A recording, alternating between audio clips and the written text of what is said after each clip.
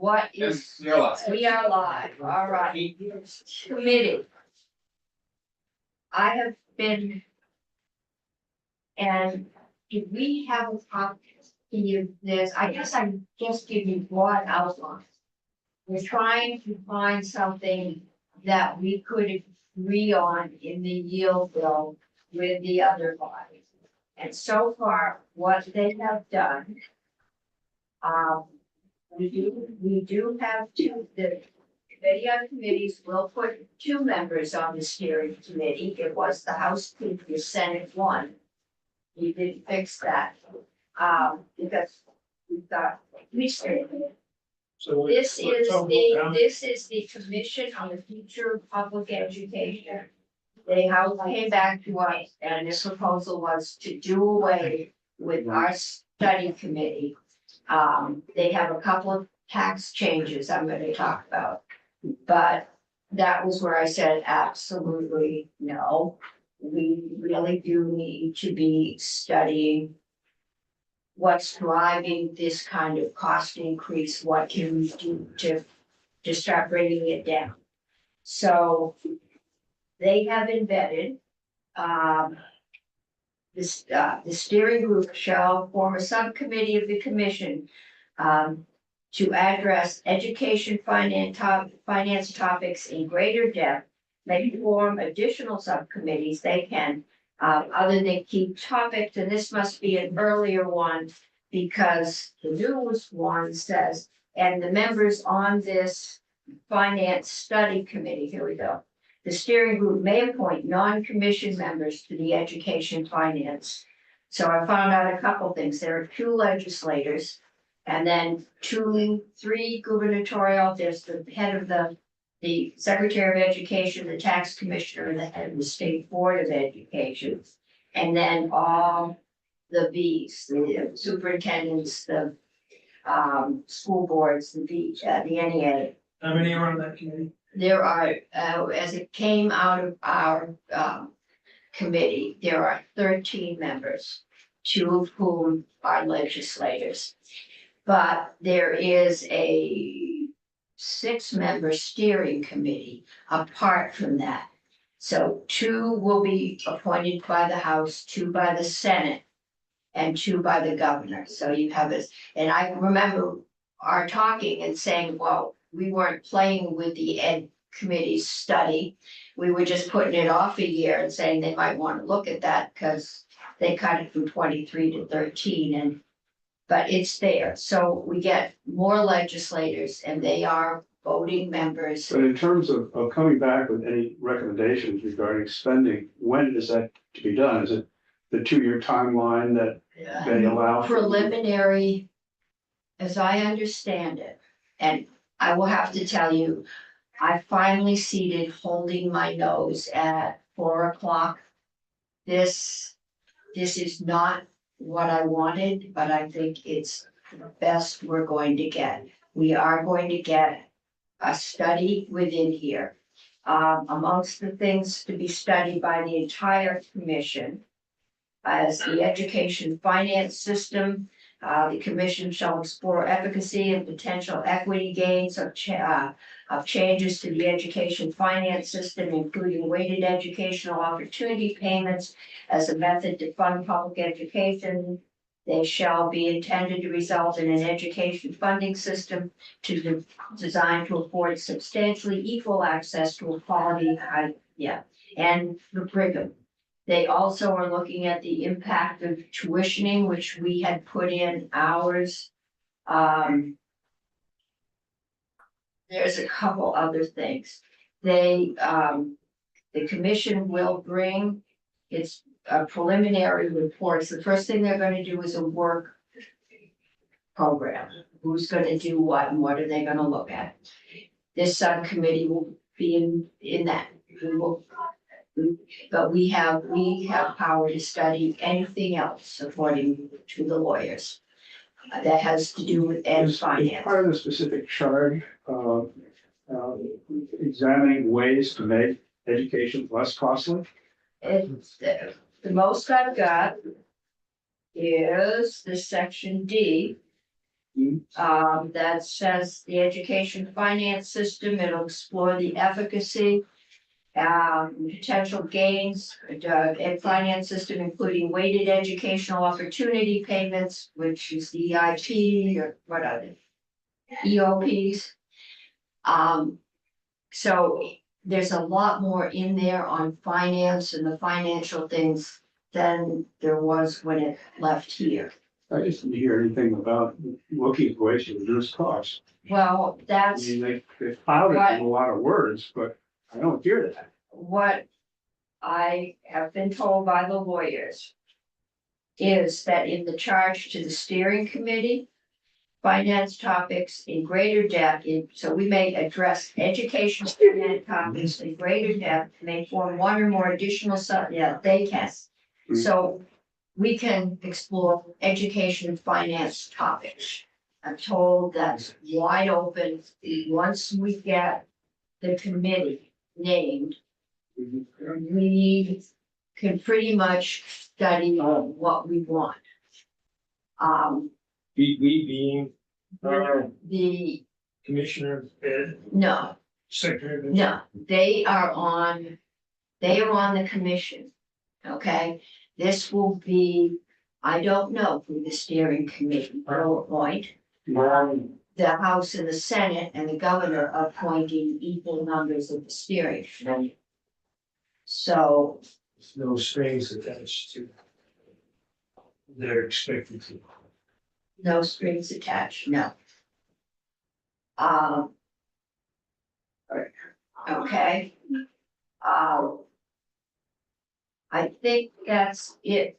The steering committee, we can, and Beth is here, so she can tell me, tell you, questions. I won't have to be, I mean, I didn't hear, I heard a lot of paddling. I didn't hear anything about the task, the part of the task, to figure out how to get these budgets down. Or how to get it at a cost that taxpayers can afford. That's what I haven't heard, right, in well, all this wording.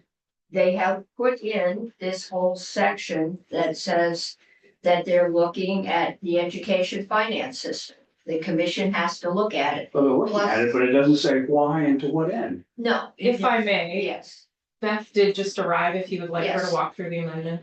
that would be helpful.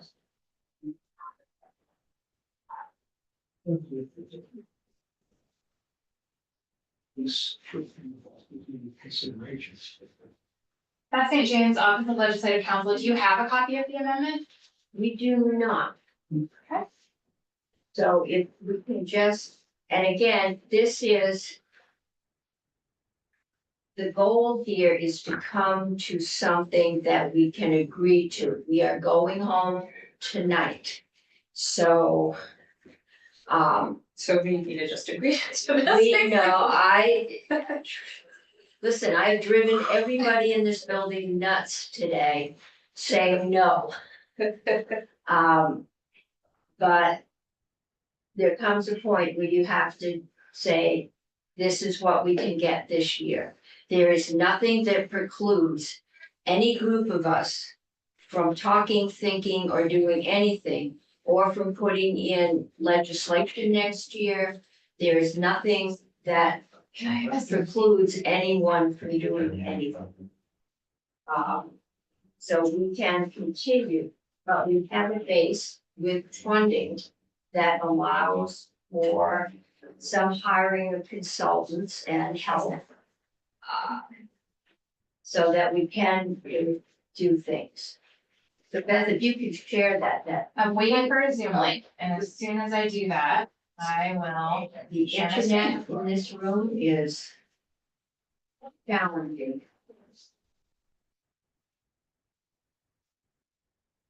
It'll be so much easier for Zane to just hand you a piece of paper and wait to get zoomed in.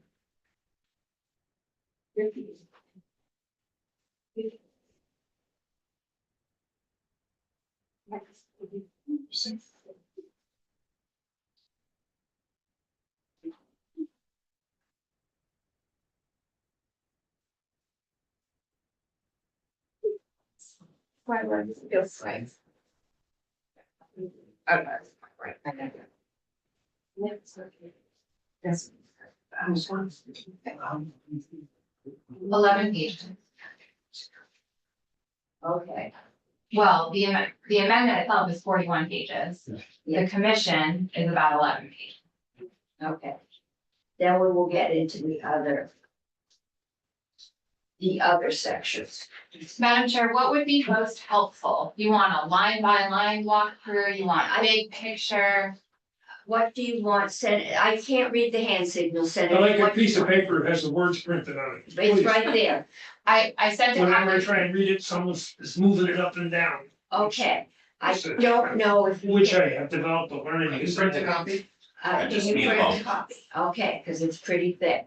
So we did not spend a lot of time on this because we were putting it in it as the discussion. He's printing it for you, Senator. It takes a few minutes. So right now it's on the screen. Okay, let's take a look at this. We've got 20 minutes and we've still got some tax requests to look at. So let's do a quick walkthrough and then do a little slower the changes the House has made in response to our requirement, but there is a finance study. Sure. So this is the amendment that will, my understanding is it will be offered and has not been offered yet, to HB 87 as proposed by the Senate, the strike all amendment. It has been voted out of committee. It has been voted out of committee, yes, it has not hit the floor yet. So section 1, so this amendment keeps the commission on the future of public education and incorporates the concepts that the study committee on education and finance was tasked. So the membership is the pared down version that Senate Education recommended, taking it from 2 to 3 members of all of these organizations down to 1, with a total of 13 members. Your chair of the census-based funding advisory group. I was told that, what is that? I've never heard of it. It came out of Act 173. Yeah. It's related to special education finance. Okay.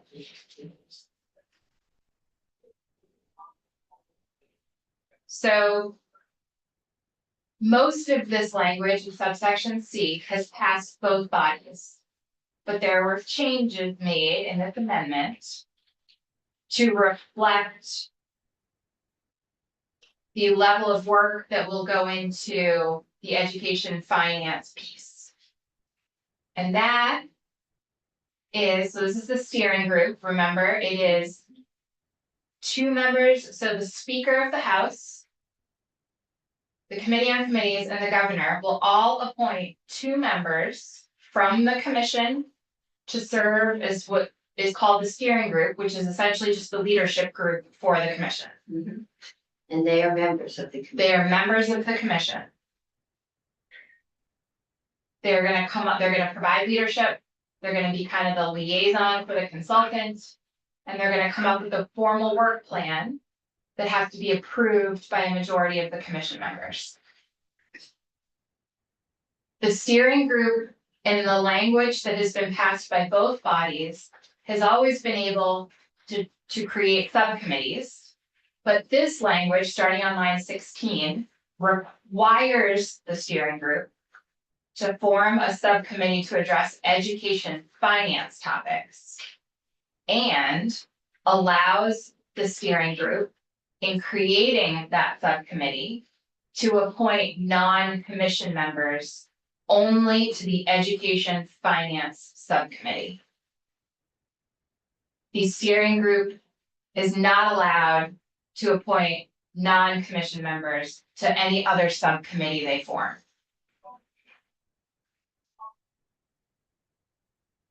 This language, the collaboration information review language is largely the same as what passed both bodies. But there was an addition, two additions here. These are the folks that the commission has to consult with. They can consult with anyone they want, but at a minimum, this list. And on line 18, the Commission on Public School Employee Health Benefits was added.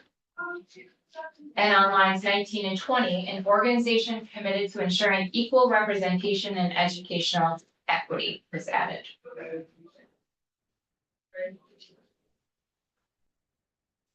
The language of who the commission or what legislation the commission is required to review has not changed from its past between both bodies. Duties of the commission, this is where you will see, and I will do my best to remember and point out where the language from the duties of the Education Finance Study Committee has been incorporated into the work of the commission. So the public engagement piece, I believe this language passed both bodies regarding not fewer than 14 public meetings. Actually, it passed the Senate. The House had 10 public meetings, the Senate changed it to 14 public meetings, and then this amendment keeps that change with at least one meeting being held in each county. And it's not fewer than 14 meetings. Yes, 14 public meetings. Need to make sure that. So we have to do 14 meetings around the state. yes, One in each county. yes. Does it set a maximum? Per diem up to 30 meetings. Mileage. Per diem and mileage, yep. Does the per diem apply to these, there's some members that the finance committee designated who are not members of the commission? Does per diem apply to them as well? Let's, I am not familiar enough with the statute that's cited but I will look at that Okay. and get back to Thank that. you. Yep, it's spelled out in law. Okay. So when submitting its final recommendations, the committee has to, or the commission has to publish a draft final report, solicit public feedback, incorporate that public feedback, and then add as an addendum to their final report all the public feedback they have received. And then there's some specific requirements around what that feedback process looks like. That language passes both bodies.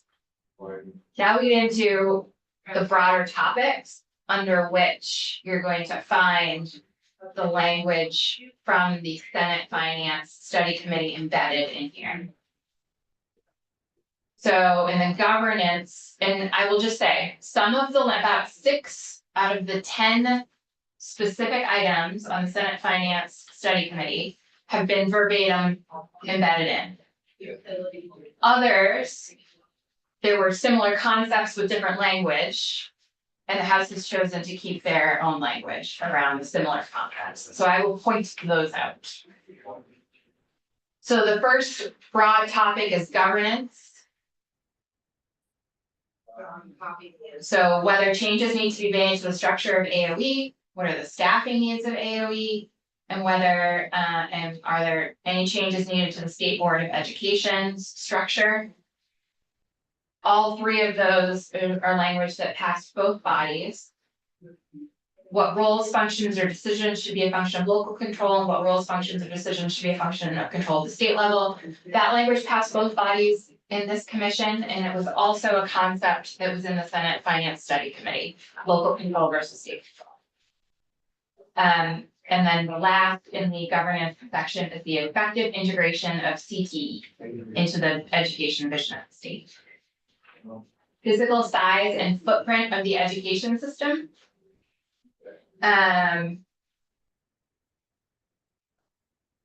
There, and both bodies, this language has changed a little bit, but both the Education Finance Study Committee and the Commission on the Future of Public Education we're asking for a look at the number of school buildings, school districts, and supervisory unions, and wondering if there needs to be any change to the number of each of those in order to achieve Vermont's vision for education. An analysis of the capacity and ability to staff all public schools with qualified workforce driven by data on class size.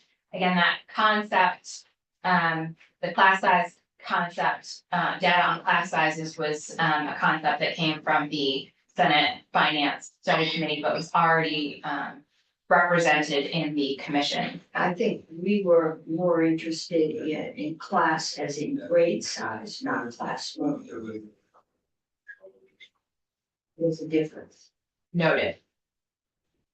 An analysis of whether and if so, how collaboration with Vermont's post-secondary schools may support the development and retention of a qualified educator workforce. An analysis of the current town tuition program, including the role of designation and the financial impact on the ed fund of sending money out of state. This is language that has passed both bodies. I believe that looking at the town tuition program very generally was a part of the Education Finance Study Committee, and this is obviously more detailed. An analysis of the current use of private therapeutic schools and the provision of special education services. Again, that language has passed both bodies at this point. The role of public schools, how public education in Vermont should be delivered, whether Vermont's vision for public education should include the provision of wraparound supports and co-location of services, how collaboration with Vermont's post-secondary schools may support and strengthen the delivery of public education, and what are the consequences for the commission's recommendations. This section is about efficiently utilizing state funds and services while also maximizing federal funding and the provision of all of the various different services this commission thinks the public school system should be providing. What's the balance there? Now we're getting into the education finance system. This used to say the education fund, and it now says the education finance system to represent a broader look at the system as a whole and not just the education fund. So allowable uses of the ed fund, the method for setting tax rates, that language has passed both bodies and was not in the Senate Finance Study Committee. But what we are about to walk through is all language taken from the Senate Finance Study Committee directly. Yeah. So alternative funding models, adjustments to excess spending threshold, implementation of education spending caps, how to strengthen the understanding and connection between school budget votes and property tax bills, adjustments to the property tax credit thresholds, and a system for ongoing monitoring of the ed funds and the education finance system. Ways and Means added this on page 11, number 9, an analysis of the impact of healthcare costs on the ed fund, including recommendations for whether and if so what changes are needed to contain costs. And then they're required to give you all implementation details for any recommended changes, right? They can't just say, we think you should change this. They should make recommendations for how to do it. And then the catch-all that has lived in both, that has passed both bodies at this point is anything else the commission thinks they need to consider. Okay, we're down to having 5 minutes. Okay, I think nothing else has, let me just look through really quickly. And I should say, the Senate proposal of amendment had pushed every date in the House's Out a year. out a year. This amendment brings it all back. Starts July 15th of 2024, with an ultimate final report due in December of 2025. But there's an interim report, Due this December, yep, so if we have anything to report, any legislation to propose, we can do it this year. and then the assistance piece hasn't changed. We can contract with one or more independent consultants or facilitators, and then they're providing all the education and finance data necessary. Nothing has changed about how the chair is selected, when the first meeting is, quorum, when the committee ceases to exist, and compensation and reimbursement has not changed, and I will look up that statute and get back to you, Senator Brock. And If then you're that, officially assigned to a committee, you get paid. Unless they say no. Well, what I was thinking about is the people who the committee appoints as their experts. Oh, Do they get paid? there's the $150,000 to fund this committee. I mean, are they even authorized to be paid? If they're not appointed by us, but are appointed by the committee that we've selected. I believe they are. I'm going to offline look that up, Yeah. so I don't that was take the any more question. of your time, okay? All right, I think we need to get to Julia and their other proposal. Because this is the one, this is, they've got to accommodate. They just wanted to strip our whole study and I said, no. So this is the accommodation they've done to get our study included in their study. They also have a proposal. And I've learned some new things, that they would like to do something to raise that property tax credit. You know, when the bill came to us, they were going to keep everybody at 15 and then raise the non-homestead. We found out that's hitting apartments and affordable housing. So what they're proposing and what I've learned is that even the people on the super circuit breaker, the 47,000 and below income, so people making $35,000 a year will be impacted by this because their eligibility is, it's got a year lag, just like the property tax credit. So they will, you know, those that own mobile homes will be getting an X% property tax increase. And they won't count against, they'll have to pay it this year to get the credit next year. So there's still some numbers going around. I think the original, we're looking at somewhere about in the 13%, which would get not a full tax credit, but some, the original proposal was 14.1. That sounded high. So that's what, there will be a number in those ranges, but it will get us an increase in the property tax, right? If we do nothing, they will get, if we stay with our 12%, they will get a 12% increase, but they won't get the 12% increase. So in effect, they're getting like a 24% over what they got. And for some people, that will be impossible. But you can do a home equity loan if you have a house, but if you have equity. But if you're in an apartment, I don't wanna go pushing theirs up. So I wanted to let you know, at some point, we'll have a final proposal that they would like to vote out and send over here so that we could approve and not ask for a committee conference. So if anyone has strong objections, let me know. So I know what I'm negotiating with. I have fought the battle of that study committee all day and a good portion of the night. Kept trying to find other things we could do to it.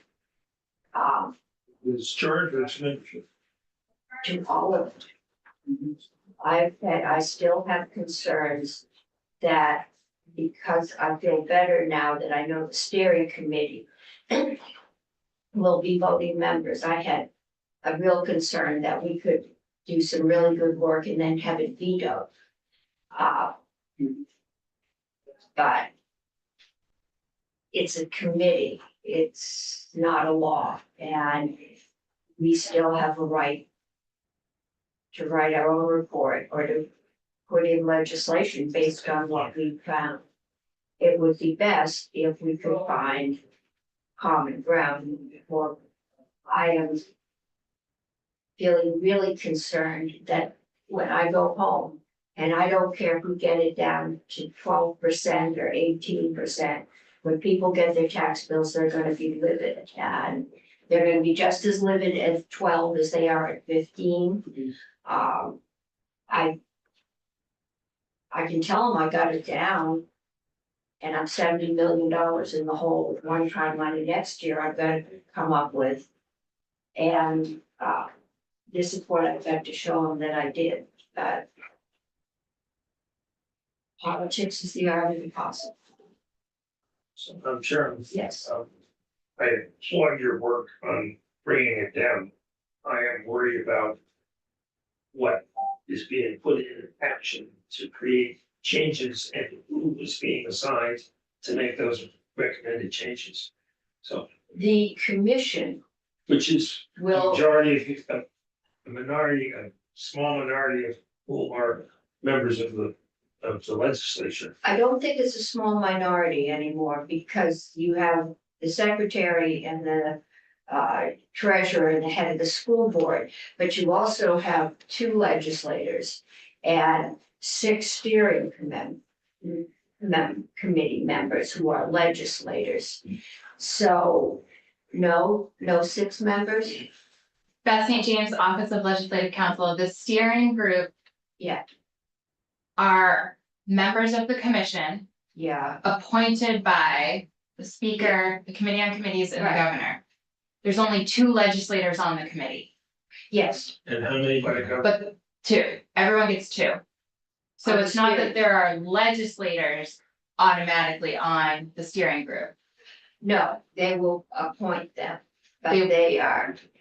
I think you can assume there will be some legislators, at least on the Senate side. But it is much better balanced. When it left here, we had 1 Senate and we will have non-members. I am not comfortable with lack of control, but it's what we have, and I think it's what we're gonna get. And we can do our work within that structure. Or, Want reactions and or we just? no, at this point, I'm just letting what's happening, letting you know that maybe somewhere around at 10 or 11 o'clock tonight, I'm gonna call you into the cloakroom and say, this is what the final proposal is. It's gonna be somewhere in those ranges, and as long as we're okay with it, we'll be okay with it, and we'll go home. I got 12:15 AM, so we just drag it out until. No, You in the pool? Yeah. Trying to. I think that just biases the whole process. I think they should be outlawed as gambling. We need to go to the floor. Yes. I have a confirmation. Oh, yeah, Okay. confirmation. Can we do these on mass? Yeah. Just give me the name and we'll approve them. Where do we have to sign that form, do we? I think you have to take them upstairs. Yeah. I would like to just say it's something like Okay, due diligence. I contacted Mark Foley. He is, I think, Federation business owner, okay, Rutland Town, and he has been appointed to the Vermont Municipal Bond Bank. I have no reason to believe there are things in his past that could be an embarrassment to the Something I didn't do in my committee, but we can all just vote yes on all of them. So Yeah, that's what I thought. 0-0. I- Someone just handed it. You did. You want, okay.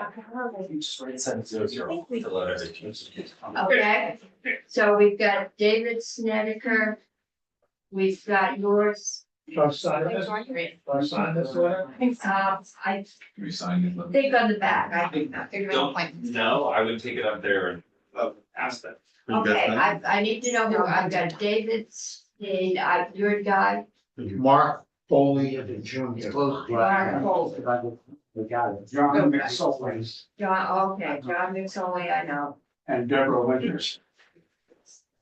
The Winters, Mark, David's Reed, 1787. S. Okay, I have committee, I have David Sneed, Mark Foley, John, Deborah She kept the committee. Winters. Snedeker. Okay, to their respective committees. Okay, I need a motion to approve. Move, that we approved everybody. Everyone. Senator Brock has moved that we approve all our appointees.